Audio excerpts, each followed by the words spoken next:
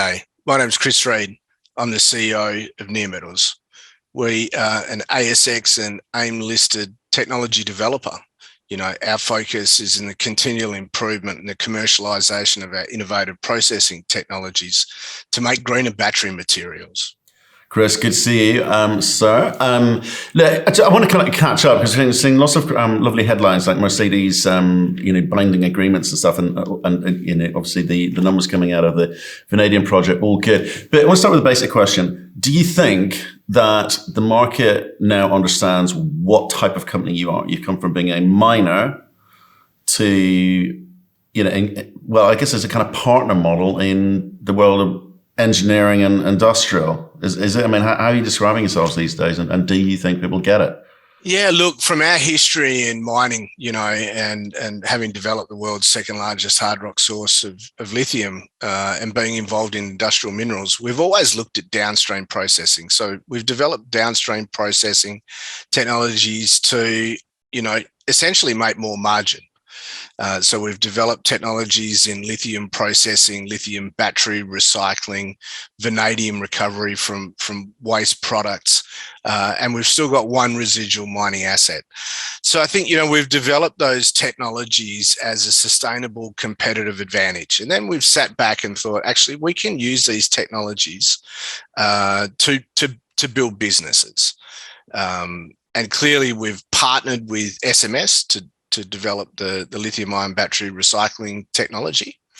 The vanadium recovery project, we've taken that through now to a class 3, feasibility study level evaluation with critical metals, sorry. And, we're commercializing our ELI technology with our partner Mineral Resources, who are, ASX top 50 company, and Portugal's largest chemical company, Bondelti. We still retain, like I said, our hard rock titanium asset, but looking to develop that too with partners in the future. Right. Okay. So you've gone green. You've inserted yourself into looks like the European ecosystem there, for sure. But again, I just want to be clear or help people sort of understand, where the upside is, because most companies have taken a hit at the moment for the last 3-4 months, been rather unpleasant, and people want a little bit of comforting from the CEOs. They want a little bit of hand holding that things are going to be okay, that you can come out the other side. So EV infrastructure and investment in Europe is big. People are planning in 5 and 10 year cycles. What is the significance of this binding agreement that you've done with Mercedes? Yeah. So look, in the lithium-ion battery recycling, it's a mega trend that's sort of separated from the geopolitical or general global economic malaise. All of the car makers are pivoting to EV, and there's more cell making, and the commodities, particularly lithium, really haven't been negatively affected by the current market. So that's a fantastic trend to have exposure to. From our battery recycling, we get back nickel, cobalt, lithium at the bottom end of the cost curve with the lowest carbon footprint. And that technology that we've been commercializing, for quite a number of years now, has resulted in being picked as a technology partner for Mercedes. Then we entered into a cooperation agreement where we would collaborate with them for 5 years on the latest and greatest cell chemistries and formats. We would supply them a plant and teach them how to recycle their own batteries. And so we were really happy that we received our first purchase order from Mercedes. So that cooperation agreement now is legally binding. And, we look forward to a long and fruitful collaboration with, one of the best car makers in the world. Okay. People are quite, some CEOs come on here, they're kind of quite cute with the phrasing and framing of MOUs and agreements and so forth. So legally binding sounds good. So legally binding to do precisely what? And then what's the upside, or what's the future hold off the back of that for you? Yeah, so look, we will be supplying Mercedes with equipment supply agreements, essentially, for a 10-ton or 2,500-ton per annum recycling plant that they're putting in Kuppenheim in Germany. to recycle their batteries. They've set up a special subsidiary for it. We know that Mercedes is going EV. They're going to be making their own cells. They already make their own cells assembly now. They're getting bigger, and everyone that produces batteries or produces cars is going to have production scrap and end-of-life arisings. So the relationship with us is we supply them with a 10-ton plant. We give it royalty-free for 10 tons a day, or 2,500 tons per annum. But these guys are going to be producing, hundreds of thousands and then millions of EVs that are going to need to be recycled. And so for the very, very large plants, to supply them plants, we will be charging a royalty. Right. Okay. So this is try before you buy. This is the first step of a long-term collaboration. Right. But I want to understand it properly. I want people at home to understand it, which is you're building a physical plant. You're giving them the hardware, saying, right, try before you buy. Give it a go. If it works for you, small one, we will build you bigger ones, and on those we will charge a royalty. That's where the big bucks comes. Okay. That's one of the business models. So, the joint venture that we have with SMS Group, who are a 150-year-old German plant builder called Primobius, we've got 3 business models. So we act as principal, where we take cells off of car makers and cell makers, and we break that down and we sell the products. So we've got a 10-ton a day operation. That's the maximum we can process. So we're ramping that up. That's at Hilkenbach in Germany. And if we can build more and more of those plants, that's great for us. But we're very, very minded that for us, capturing volume is the surest way to success in the long run. And we will share the economics. So what we've done with Stelco, a steel company in Canada, is look to commercialize our technology in North America with them. So we've given them an interim technology license, but we've retained the option to buy half of the business. The royalty will drop to 0, but our equity will go up to 50% of the business to develop a integrated battery recycling operation all around North America. So we've got 3 business models. We've now clearly demonstrated to the market that we've got those actually in operation, in terms of there's binding agreements and they are being prosecuted. Not all of them generating cash flow yet, but will. And then we replicate those as our customer requires. So we've moved away from digging a hole and throwing it on a truck or in a boat and getting cash. We've now moved down the supply chain to actually listening to what customers want and providing material solutions. And battery materials are really, really key. So that's where we're at. And our partnering model, like you brought up before, that's a way that we take out some of the risk. It's a bit like, picking a strong tennis partner. If I'm good at the net, they're a good server and got good ground strokes, or the other way around, as the case may be, So partnering then increases the chances of success, and that we can make the business bigger than we could on our own. And I think we've shown that in the past, and we've had some success at that. The other thing that I want our shareholders in at this sort of time is to feel secure. We've got a fantastic board, a fantastic management team. In the last 7 years, I think our TSR's still averaged about 70-odd%, notwithstanding the current market pullback. We've got a fantastic balance sheet, no debt. So, last quarter we had, north of 100 cash in investments. The investments naturally will go down, and we've gone through a bit of cash, but we are in excellent shape. Right. But as you say, you're used to digging holes, loading it on a truck, putting it on a boat and selling your ore. It's got a little bit more complicated. I mean, for instance, the ECS originally contemplated a 50-ton per day plant at Kaiserslautern, right? But that's changed. You've announced a slight change to the way that you're coming at that. Why is that? Yeah, I mean, look, it's different. We're not in the mining sort of world where you're doing studies to try to get finance to build your project. So, as we've developed the project, we built the shredding section first. We built it very, very large. That's now in commercial operation.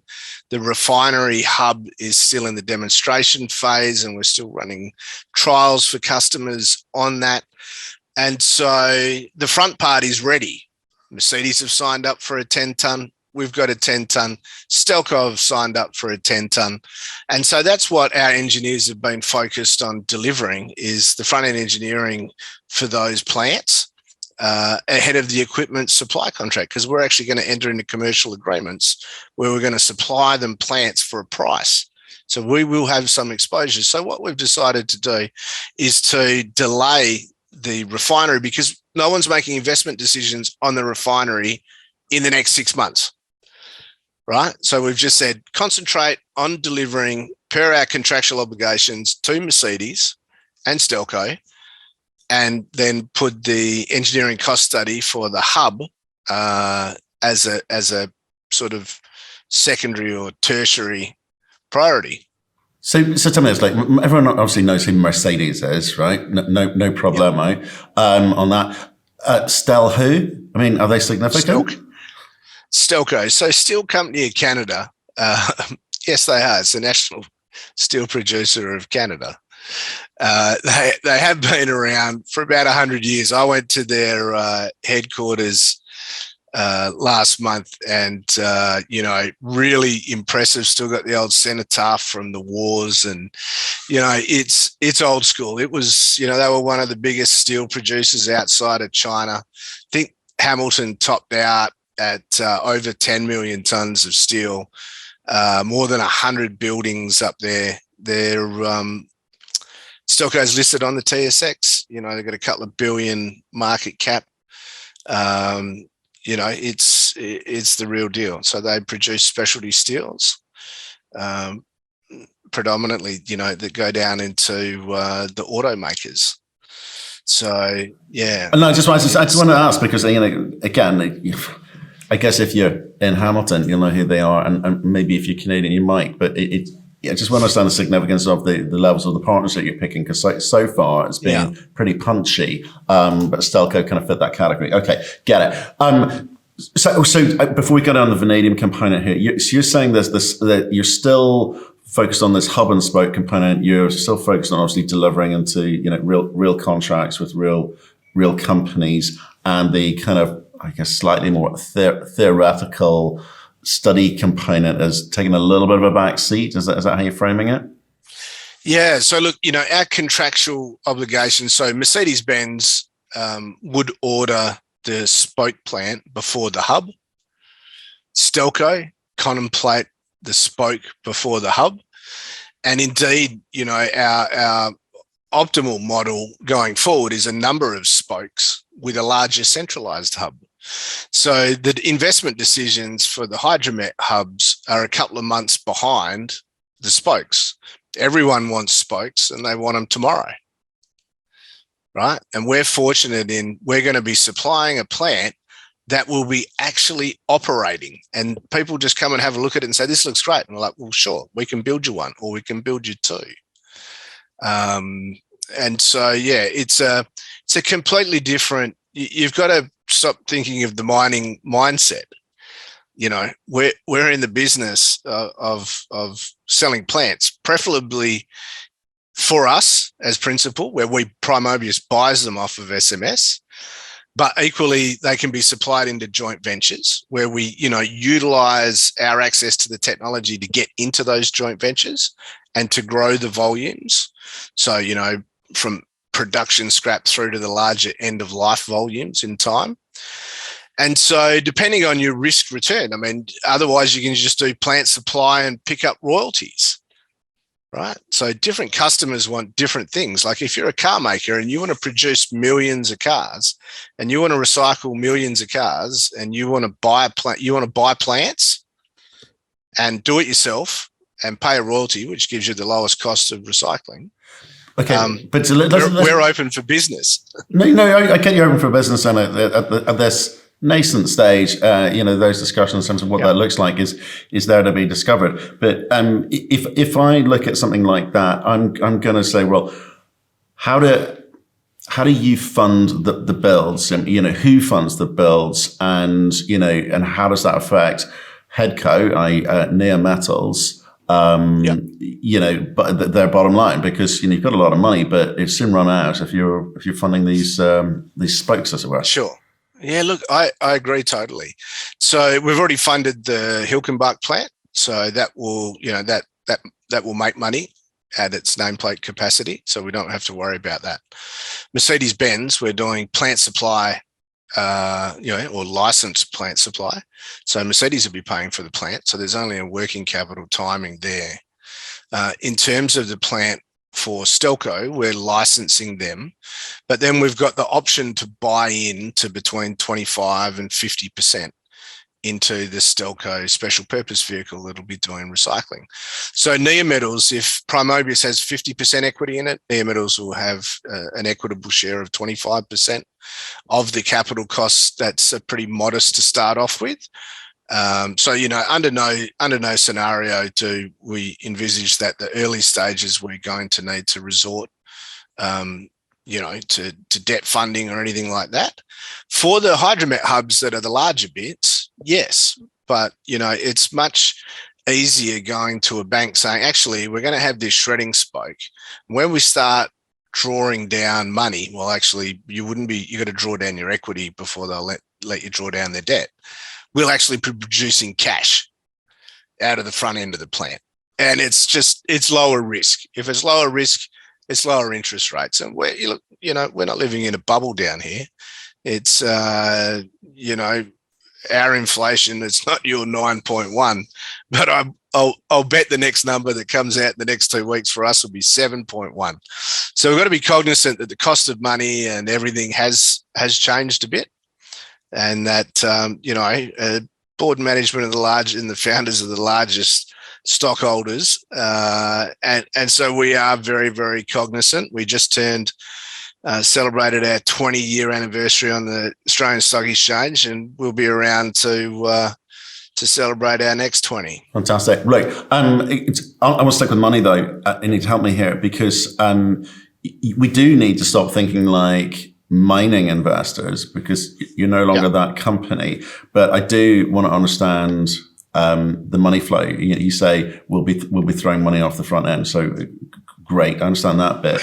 But if you are doing these plant builds, and whatever construct that looks like, what is your return profile that you're looking for in terms of return on investment made by what, 3 years, 4 years, and a good IRR for each of those, if they're going to be separate line items on a balance sheet or separate entities? What does that need to look like for you?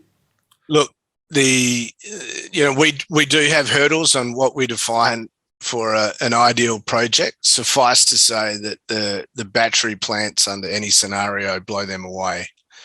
So, for us, funding the battery plants as and when required is our top priority. We have flexibility for everything else, both in terms of timing, in terms of structure. We demerged our nickel assets last year and returned them to shareholders, and that's performed very well. Everyone's done well, and that company, Widgie Nickel's, got a fantastic future. Made a new discovery the other day. Honestly, in a different market, it would have gone nuts. I reckon they're the best discovery holes I've seen in 10 years in the Australian nickel scene.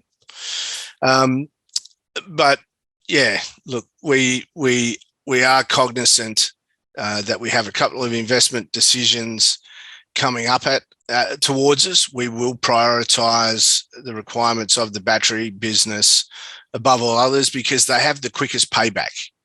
And, it's a cookie cutter approach, right? With these plants, SMS can build multiple plants simultaneously. They've got 14,500 employees in 95 sites around the world and manufacturing operations on most of the continents.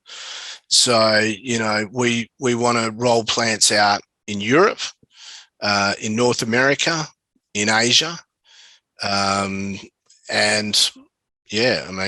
It's we've got a fantastic pipeline of future projects there. Yeah, but what I'm trying to get is a broad, like even a range of numbers that the company's targeting. Because if I'm in the mining mindset, I'm going, well, supply demand fundamentals suggest that the price of my commodity is going to go up 5 times in the next 5 years. So I'm going to be a millionaire, right? That's the kind of mindset, right? Here, it's different. You know, you're building physical entities. You're processing with your own technology. In this case, batteries. Recycling batteries, and you've got a sense of where the feed's coming from. You know what your partners are doing as part of that JV. You must say, I want and expect a 30 to 40% IRR, or I say, I think payback will be 2 years, 3 years, 5 years. Because I then get a sense of the scale of this, and I can just, if you do go on and build another 10, 20 of these things, I can start to understand how the cash flows through. Yeah. Oh, look, you know, you can back calculate from the previous studies on the battery recycling that we put out that, you know, your paybacks are between 2 and 3 years. So very, very rapid paybacks, very, very healthy double-digit IRRs, you know, in some cases exceeding some of your ambitious targets, right? So when you find that and that you can replicate them, you know, I mean, there's nothing stopping us building 10 50-ton plants over the next couple of years. And then they're designed to take the production scrap from gigafactories, which is only 10% of what you put in them. The other 90% will come out as cars. So at the end of the life, you know, once we've got the 50-ton shredding, the 50-ton spoke, and we start to deploy those and build those, then our activities move on to the 500-ton a day shredders and spokes. And in some cases, they might be larger for some customers, right? So, you know, the biggest bottleneck for us, so when we were doing the technology and we did the pilot plant, we were looking for partners. The battery demand, the battery production, the end of life volumes that followed after it, we never had concerns about. The biggest bottleneck that we could see would be how to build enough plants and capture the significant market share that we want. And the only way that we could do that was to partner with a global plant builder. Yeah. Okay. So land grab is the name of the game. So in terms of that's the phase you're going through at the moment, in terms of like focus on these spokes, show that it works, get the feed. The hubs are just behind. Yeah, no, I understand that. They're just running a close second. Yeah, no, I understand. Yeah, but I'm not required to issue purchase supply agreements for the hydromet hubs until, you know, next year. So we'll do our studies, the class 3 study, but we've got to focus on delivering the plant supply agreements in December for Mercedes-Benz and Stelco, right? As first things first. No, absolutely. Because there's the demand for them, right? I got customers on the other end. You know, one's a royalty-free license for 10 tons a day. The other one's a full 10% royalty for a 50-ton a day, right? Like we've got to go for them. No, you do. But let me come back to my land grab comment, which is, you know, if you pick the right partners, it's a lot easier. So on the build side, you got it. With Mercedes, and again, a phrase we mentioned at the beginning, because it was in the headline of one of your press releases, which is binding, is what is the obligation or options available for you or Mercedes in terms of where you are today and achieving this land grab of yours? Have you got exclusivity with them, or sort of they got exclusivity with you, or will you be able to talk to some of the other guys in Europe as well? So there is no exclusivity, right?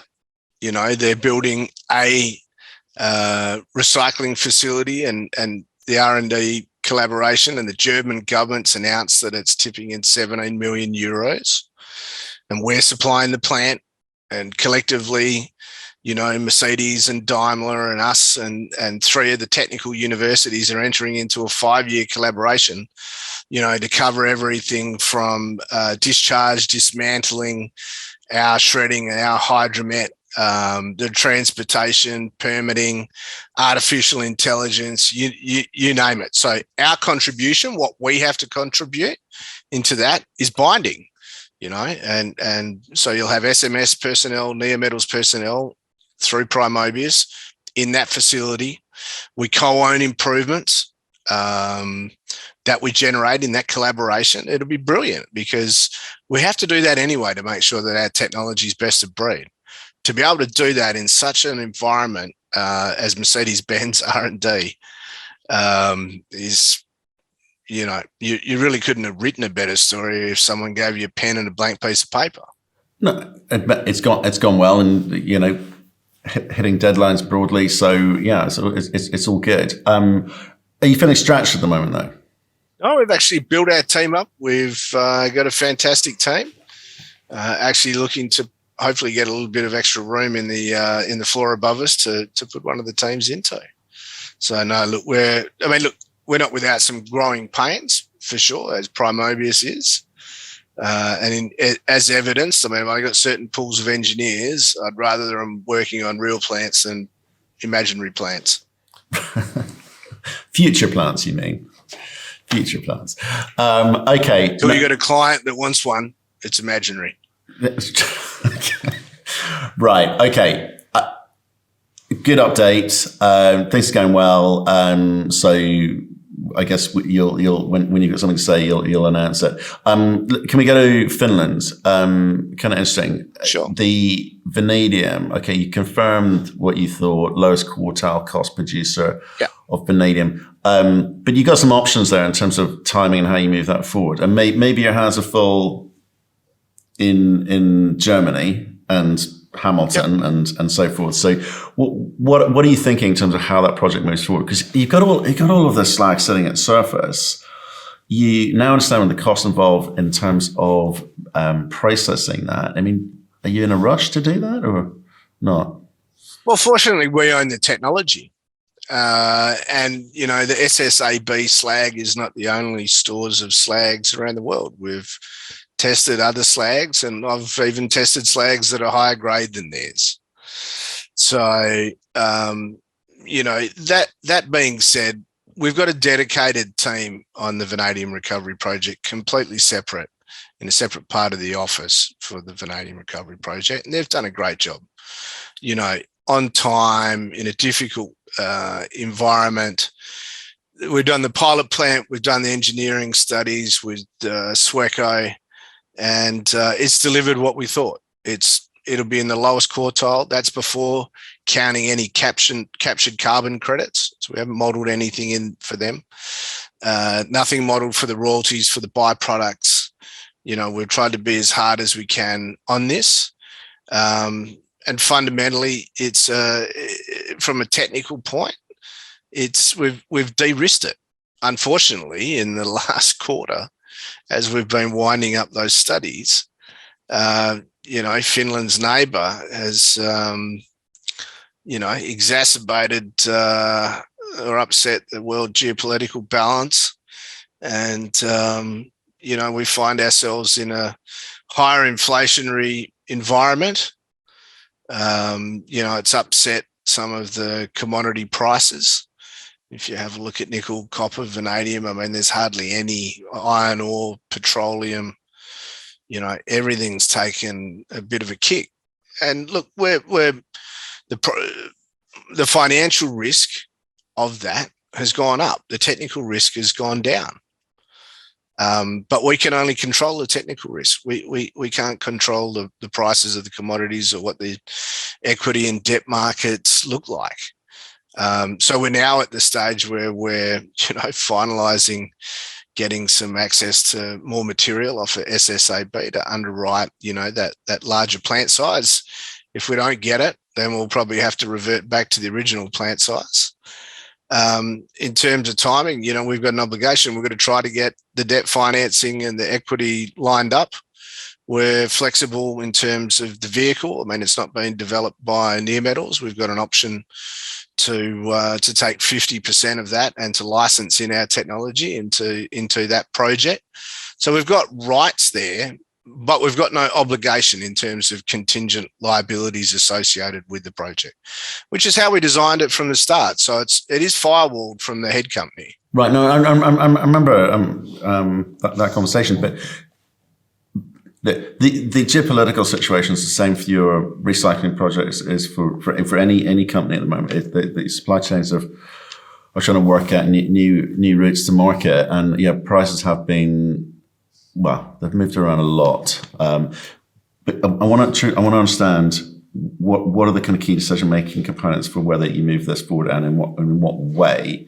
Because you do have rights and you do have options, but the vanadium market has gone a little bit quiet at the moment. Is that part of it as well? Yep. Pricing's always been a little bit erratic and hard to predict.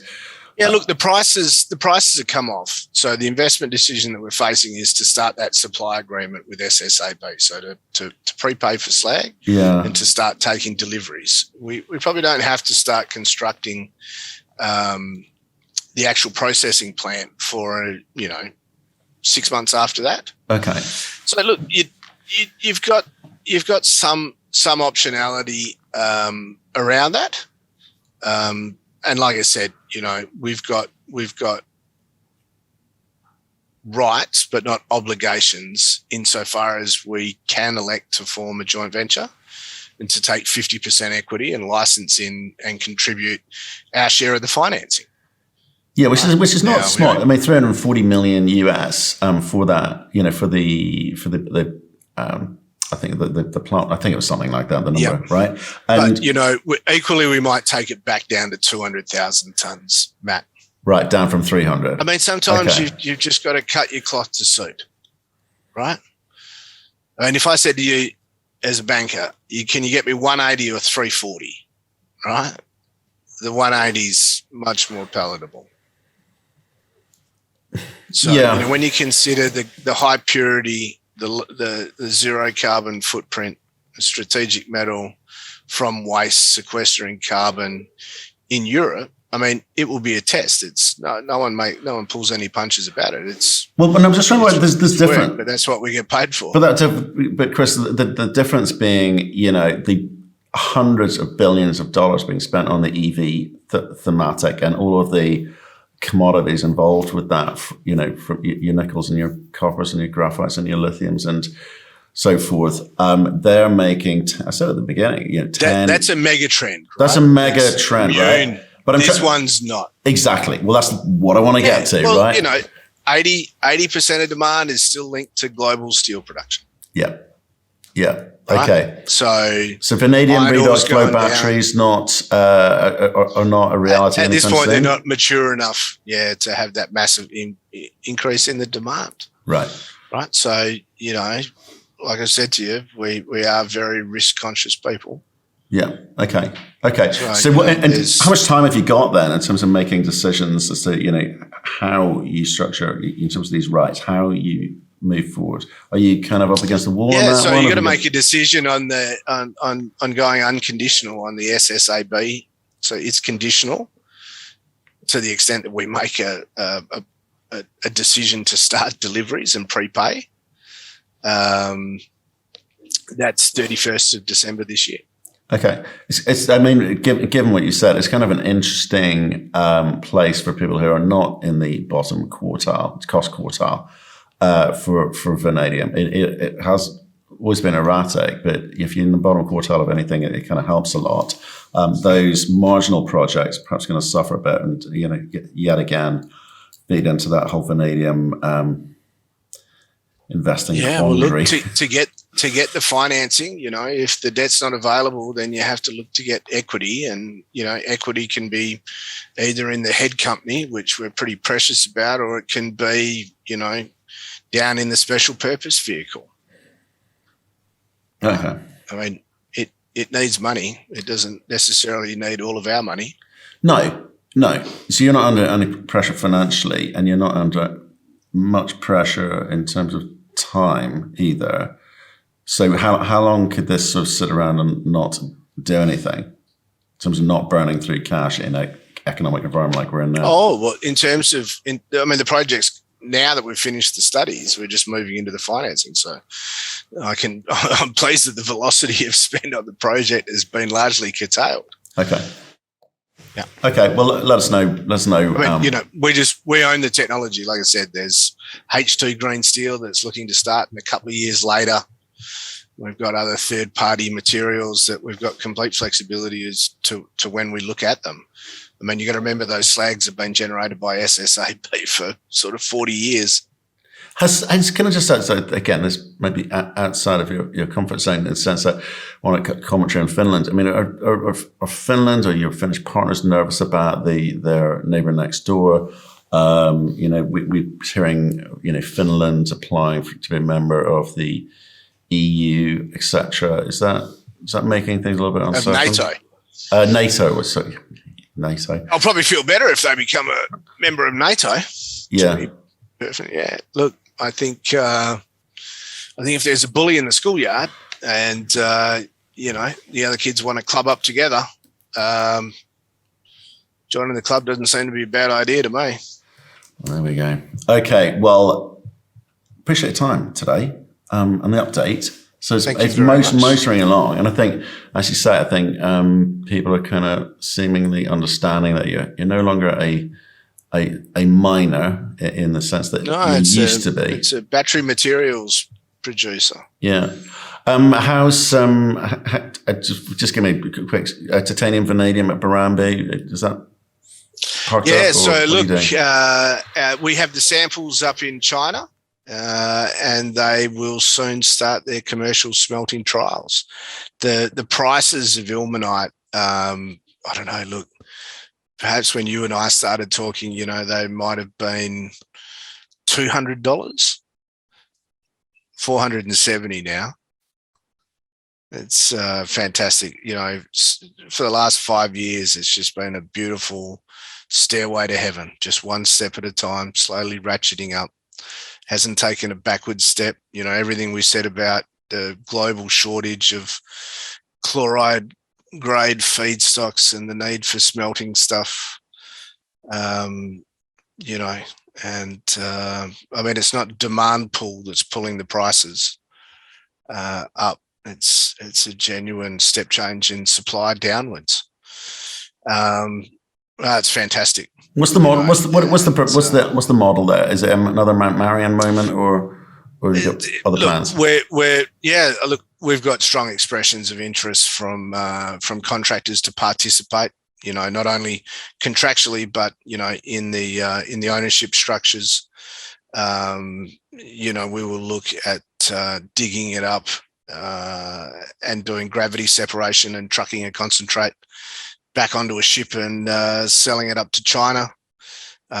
We can always look at doing a bit of downstream processing into ilmenite in Australia as a second horizon. And then the beautiful thing is that the non-magnetic fraction is the ilmenite that we can sell for great prices. And the magnetic fraction is a fantastic vanadium-bearing iron concentrate that we have some experience about what to do with it. So, that it's the world's second highest grade hard rock titanium deposit, and it's every day is a day closer to its eventual development. In terms of our Portuguese project with Bondelti, we're ticking along there quite nicely. So we're doing a class 3 engineering cost study. I expect that we'll order the pilot plant in the next 6 months, have that ready for operation towards the end of 23. Nothing's taking a backward step in the EV lithium world. No. And you've gone properly international. Australia, Finland, Germany, Portugal, Canada. It's all happening. Chris? Yeah, I'll probably have to come up and share your office. So. Okay. There's always room for you. Chris, I appreciate the update, mate. Stay in touch. I'll speak to you soon. Okay, thanks a lot. Keep safe, everyone. Have a great one.